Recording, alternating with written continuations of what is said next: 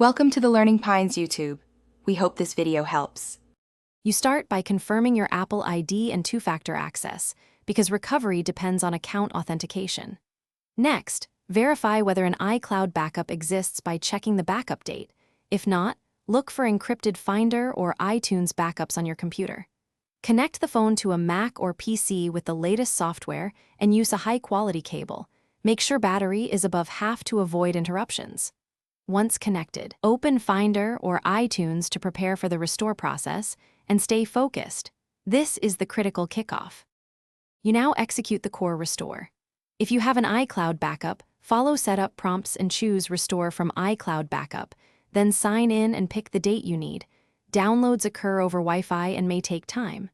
For Finder or iTunes backups, click Restore Backup, select the file, and enter the encryption password if it's encrypted.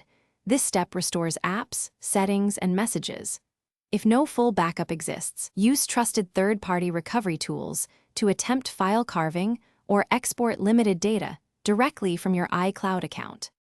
You complete the process by signing back into Apple ID and re-enabling iCloud services so contacts, photos, messages, and keychains sync back.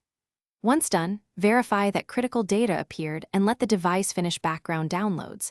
This can take hours for large photo libraries. If the restore stalls, make sure Wi-Fi is stable, reboot the phone, try a different cable or computer, and temporarily disable VPNs or firewalls. If items remain missing, inspect iCloud. COM for files, search older backups, or contact Apple support.